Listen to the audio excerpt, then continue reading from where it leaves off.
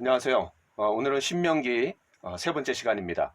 제가 제목을 신명기를 읽어드립니다. 이렇게 이제 했는데, 약자로 제가 신명남, 신명기를 읽어주는 남자, 이렇게 저는 약칭했습니다.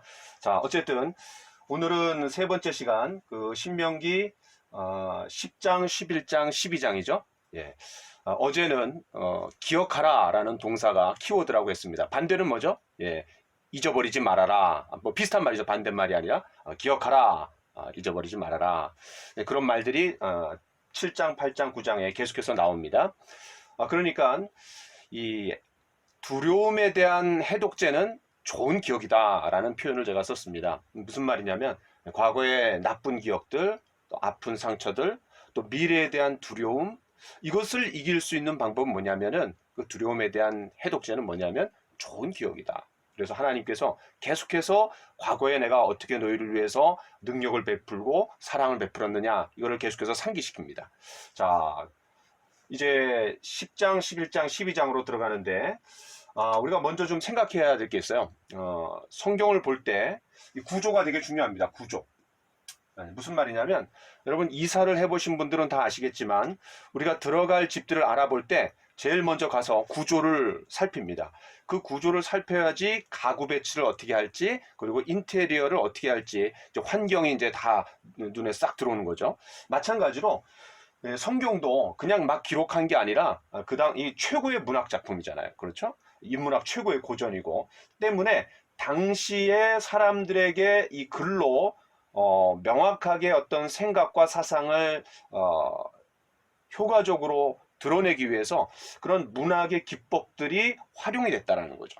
자, 그 중에 하나가 뭐냐면 봉투 구조라고 얘기할 수 있어요. 봉투 구조. 여러분 이제 옛날 그 편지 봉투 보면 이렇게 돼 있죠. 앞에도 접혀 있고 뒤에도 접혀 있고, 그래서 이거 똑같은 모양이죠. 똑같은 모양. 마찬가지로 성경도 하나의 어떤 덩어리가 있고 또 그 다음 덩어리가 있고, 이런 식으로 이제 그 덩어리가 있는데, 그런 하나의 덩어리를 알려주는 게 뭐냐면 여기에 똑같은 내용이 있고 여기에 마지막 덩어리 마지막에도 이제 똑같은 내용이 있는 거예요. 자, 그럼 한번 적용을 한번 해보죠. 자, 신명기 5장부터 28장까지, 신명기 5장부터 28장까지가 큰 덩어리라 그랬어요. 다시 말해서 현재의 순종. 그럼 현재 뭐를 토대로 순종해야 되느냐? 10계명이죠. 네, 10계명. 10계명.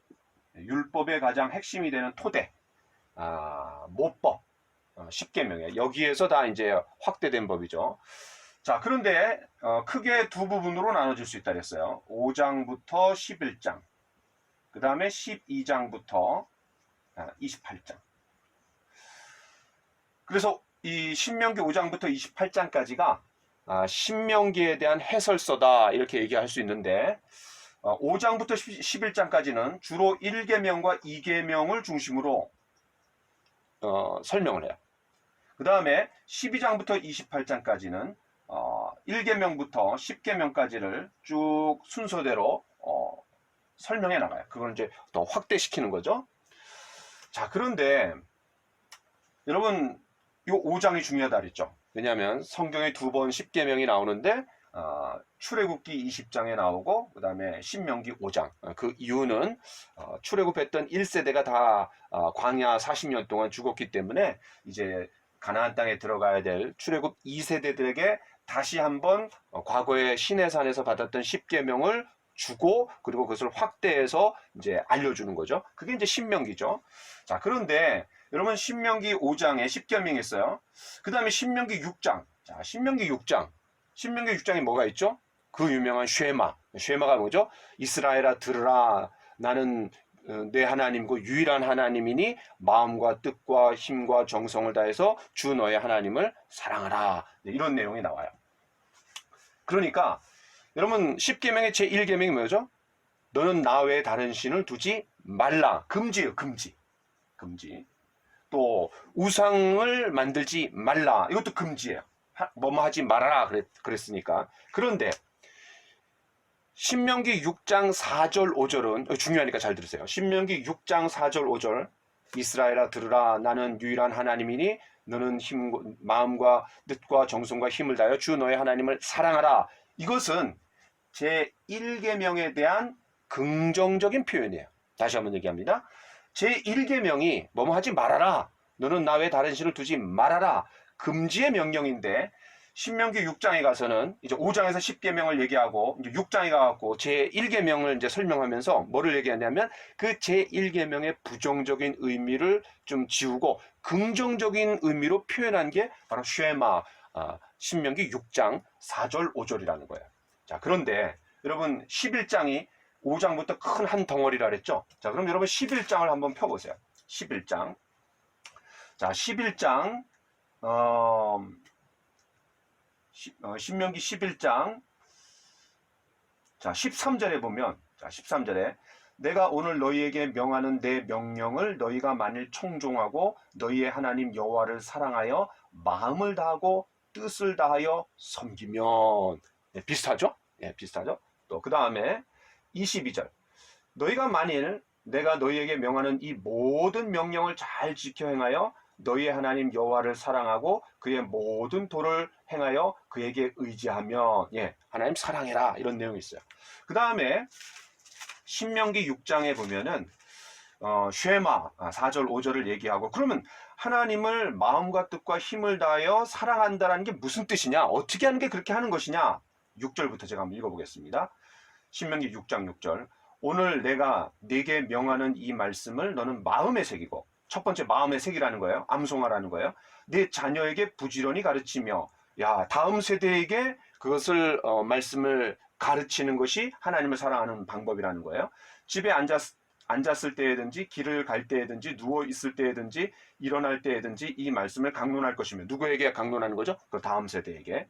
자, 세 번째, 너는 또 그것을 내 손목에 메어, 손목, 그 다음에 기호를 삼으며 내 미간에 붙여 표로 삼고. 그러니까 손목은 뭐를 강조하는 거예요? 우리의 액션, 행동을 강조하는 거죠. 그 다음에 미간에 붙여, 이건 뭐예요? 우리의 사고. 그렇죠? 그러니까 너의 사고와 행동을 지배하는 말씀이 되게 하라 라는 그런 의미죠. 또 내 집 문설주와 바깥문에 기록할지니라. 그러니까 신명기 6장 4절 5절이 쉐마, 하나님이 유일하신 하나님이다. 그 하나님을 마음과 뜻과 힘과 정성을 다해서 사랑해라. 그럼 하나님을 사랑하는 방법이 뭐냐? 지금 몇 가지 이렇게 얘기했어요. 자, 그러면 11장에 가보겠습니다. 자, 11장 아까 13절에 그럼 마음과 뜻과 힘을 다하여 하나님 사랑해라, 이렇게 얘기가 나왔고, 그 다음 여러분 한번 18절을 보세요. 신명기 11장 18절 이러므로 너희는 나의 이 말을 너희의 마음과 뜻에 두고 또 그것을 너희의 손목에 메어 기호를 삼고 너희 미간에 붙여 표를 삼으며 또 그것을 너희의 자녀에게 가르치며 집에 앉아 있을 때에든지 길을 갈 때에든지 누워 있을 때에든지 일어날 때에든지 이 말씀을 강론하고 또 내 집 문설주와 바깥문에 기록하라. 야, 그러니까 5장부터 11장까지가 하나의 덩어리인데 6장과 11장에 비슷하게 이런 식으로 구조가 되어 있는 거죠. 그렇죠? 그래서 5장은 10계명, 그 다음에 그 10계명이 이제 구체적으로 확대되어 가면서 설명하는데, 특별히 5장부터 11장까지는 1계명과 2계명을 중심으로 강조하는데, 거기에 이렇게 봉투 구조로, 이거 좀 어려운 말로 수미상관법이라 그래요.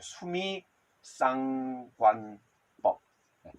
머리수, 끝미, 그 다음에 서로 요게 머리와 끝이 똑같다, 서로 비슷하다라는 것을 강조하는 게 문학의 하나의 이제 기법이죠. 자, 그러면은 이제 그렇게 여러분 이해하시면, 이게 5장부터 11장까지가 그렇게 연결되어 있구나. 이제 그렇게 여러분 이해하시면서 성경을 읽어 나가시면 도움이 될 것 같습니다. 자, 그러면 이제 10장을 한번 봅시다. 자, 이 10장은 이제 뭐를 얘기하고 있냐면은, 계속해서 여러분 이제 한번 생각해 보세요. 지혜로운 교육가와 훈련가라면 채찍만 가하지 않습니다. 채찍과 당근을 같이 섞는 거예요. 무슨 말이냐? 강하게 명령할 때도 있지만, 그러나 그 명령을 받아서 순종해야 되는 대상들에게 또 격려를 해야 돼요. 또 그 명령에 대한 명령을 수행하는 근거와 토대와 동기가 사랑이 동기가 돼야 돼요. 사랑이. 그렇기 때문에 하나님도 아주 탁월한 교육가시기 때문에, 탁월한 훈련가시기 때문에 이제 이스라엘 백성들에게 가나안 땅에 들어가고 어떻게 해라 이런 얘기를 하실 때 계속해서 뭐를 강조하냐면 과거에 내가 애굽 백성에게 어떻게 해갖고 능력과 사랑을 베풀어갖고 너희를 빼내줬느냐. 또 이 애굽 광야 40년 동안에 너희들이 힘들고 어려웠지만 내가 너희를 돌보고 너희들을 부족함이 없도록 그렇게 인도해 주지 않았느냐. 이런 것들을 계속해서 강조해요. 명령하고 순종을 요구하고, 그 다음에 너희들을 내가 얼마나 사랑하고 내가 보듬어 주고 또 너희들에게 내가 능력을 베풀었느냐. 또 명령하고 또 사랑과 능력을 얘기하고 또 명령하고 사랑과 능력을 얘기하고, 요게 번갈아 가면서 나오는 거를 좀 주목해서 보면은 여러분들이 훨씬 신명기를 이해하는 데 도움이 될 겁니다. 자, 그래서 이제 그 이스라엘 백성들에게 과거에 그들의 잘못된 것들을 하나님께서 상기시킬 때가 있어요. 왜냐하면 그들이 교만할까봐.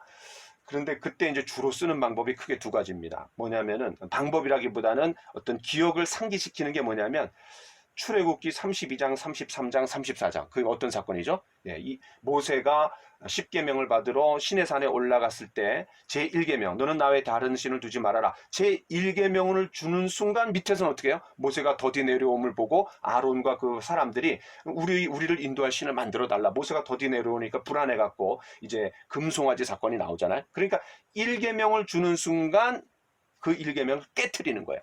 그래서 이 출애굽기 32장, 33장, 34장이 가장 이스라엘 백성들에게 뼈아픈 그런 굉장히 심각한 사건이 돼요. 그리고 나중에 이제 그 금송아지는 남과 북으로 쪼개져 갖고 북이스라엘이 단과 베델에다가 성전을 세울 때 거기다 이제 금송아지를 세우게 되는 또 원인도 제공이 되고, 하여튼 굉장히 심각한 사건이에요. 또 하나는 이 광야에서 심각한 사건이 뭐죠? 민수기 13장, 14장. 가나안 정탐꾼 사건이죠. 그 사건 때문에 이스라엘이 40년 동안 뺑뺑이 돌게 되는, 그리고 한 세대가 다 죽는. 그래서 이 두 사건을 하나님이 계속해서 강조하고 그리고 상기시켜요. 너희가 이런 민족이었다. 자, 그런데 9장에서 이제 그런 내용들을 좀 쭉 얘기해요. 출애굽기 34장, 32, 33, 34장 얘기를 하고, 그 다음에 또 민수기 얘기, 가데스 바네아에서 정탐꾼 보낸 얘기, 그런 얘기를 하면서 이제 9장이 마무리가 되는데, 왜냐하면 9장이 어떤 내용이었어요? 우리가 이렇게 의로워갖고 공의로워갖고 하나님이 이것을 차지할 수 있도록, 가나안 땅을 차지할 수 있도록 해주신 게 아니냐? 아니다 이거예요. 너희는 처음부터 목이 뻣뻣했고 이러이러한 사건들을 봐라. 너희가 여기 심각하지 않냐? 이렇게 얘기하는 거예요. 그때 이제 모세가 생명을 걸고 하나님의 생명책에서 자기 이름을 지워달라고 하면서까지 생명을 걸고 기도해갖고 그 중보 기도의 능력으로 말미암아 어떻게 돼요? 하나님께서 이제 그들을 이제 용서해 주신 거예요. 다시 말해서 하나님과 시내산에서 맺은 언약이 회복이 되고, 더 나아가서 그들이 앞으로 가나안 땅을 향해 나아가는 여정 가운데 하나님이 처음에는 니네들만 가라 이렇게 얘기했는데, 모세의 생명을 건 중보기도를 통해 갖고 시내산으로 가는 여정을 허락하시고 함께 하나님이 하시는 거예요. 그런 내용들이 이제 10장의 전반부에 나와요. 그 다음에 10장의 이제 후반부는 12절 한번 보세요. 이스라엘아, 내 하나님 여호와께서 내게 요구하시는 것이 무엇이냐? 곧 내 하나님 여호와를 경외하며 또 그의 모든 도를 행하고 그를 사랑하며 마음을 다하고 뜻을 다하여 내 하나님 여호와를 섬기고. 중요한 말이 나오죠. 내가 오늘 내 행복을 위하여 내게 명하는 여호와의 명령과 규례를 지킬 것이 아니냐. 그러니까 하나님께서 이스라엘 백성들에게 순종하고 또 명령을 이제 하시면서 요구하시는 게 뭐냐면, 그들에게 차가운 율법주의, 또 노예적 율법주의가 아니에요. 다시 말해서 하나님이 그들에게 하라고 주신 그 명령은 결국은 이스라엘의 행복을 위한 거라는 거예요.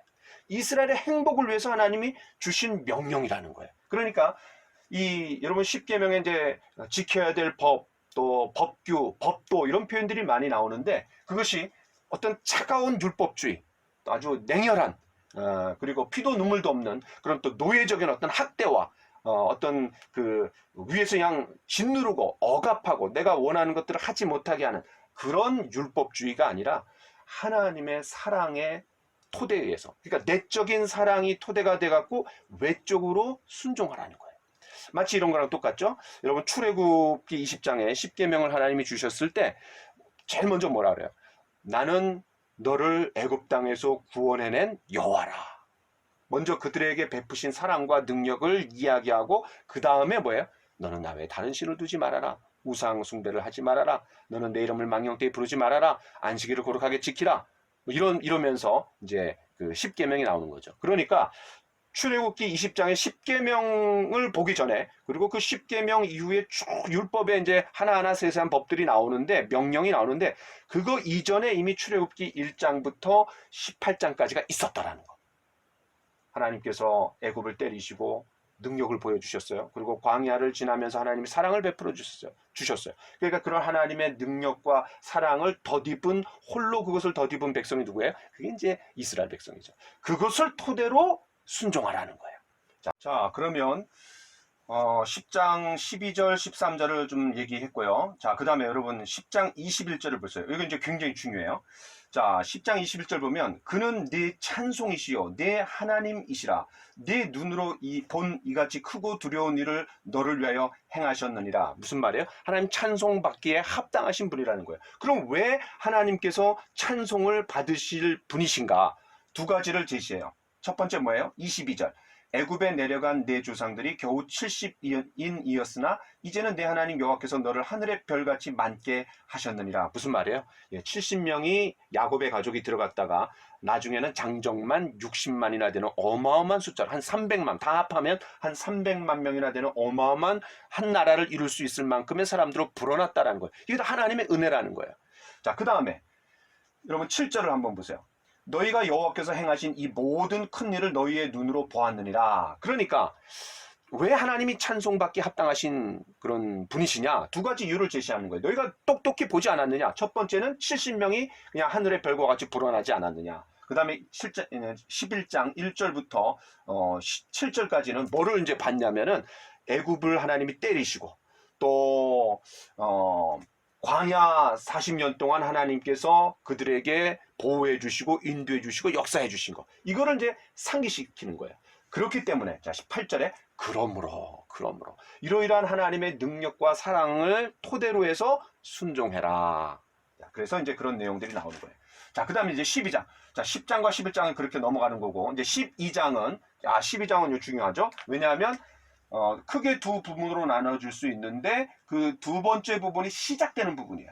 자, 그러면 12장에서 뭐가 강조되겠어요? 당연히 제1계명을 설명하는 거죠. 1계명. 왜? 12장부터 28장까지가 1계명부터 10계명까지를 설명하는 거라고 그랬으니까. 자, 그러면 1계명이 여러분 뭡니까? 예.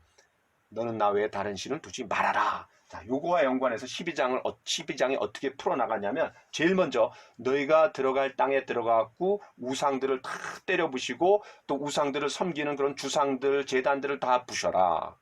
그리고 뭐가 강조되냐면 이 말이 강조됩니다. 택하신 곳. 자, 택하신 곳이 어디 나오냐면 5절에 나오고 또 11절에 나오고 또 14절에도 나오고 18절에도 나오고 21절에도 나오고 26절에도 나와요. 그러니까 12장에서 강조되는 게 뭐예요? 12장에서 강조되는 거는 제1계명 너는 나 외에 다른 신을 두지 말아라. 이것에 대한 설명인데 그러면 제1계명을 실천할 수 있는 구체적인 방법, 환경을 미리 조성하라는 거예요. 그게 뭐예요? 먼저는 소극적으로는 우상들과 그 제단들을 다 때려 부시고, 왜냐하면 그게 있으면은 이스라엘에게 우상 숭배에 대한 욕이 생기잖아요. 그러니까 그걸 다 때려 부시고 적극적으로 뭐 하라는 거예요? 내가 지명한 택한 곳에다가 나의 성전을 세워라. 왜냐하면 그 전에는 성막이 이동식이었지만 이제는 고정식이 되잖아요. 그래서 택하신 곳, 거기가 어디죠? 우리는 이미 알고 있죠. 예루살렘이죠. 예루살렘. 그런데 이제 나중에 이 하나님이 택하신 곳을 그렇게 강조했는데 이것이 나중에 문제가 되는 게 뭐죠? 그렇죠. 남과 북으로 나눠졌을 때 이제 열왕기상 12장에 보면 이 북이스라엘의 왕이었던 여로보암이 자꾸 사람들이 절기 때마다 내려가니까 단과 베델에다가 성전을 세워갖고 거기다가 금송아지를 섬기게 하는 거죠. 그죠? 금송아지 우상을 놓는 거죠. 이게 뭐예요? 하나님이 택하신 곳을 그것과 상관없이, 다시 말해서 신명기의 율법과 상관없이 자기 마음대로 그렇게 그 우상을 섬기는 거예요. 또 성전을 세워갖고 이게 이제 그렇게 연결시키면 여러분 더 흥미롭습니다. 자, 그러면 여러분 10장, 11장, 12장을 그런 식으로 보시면 좋을 것 같습니다. 자, 그러면 제가 좀 나중에 또 내일 거에 대해서 또 알려드리도록 그렇게 하겠습니다. 감사합니다.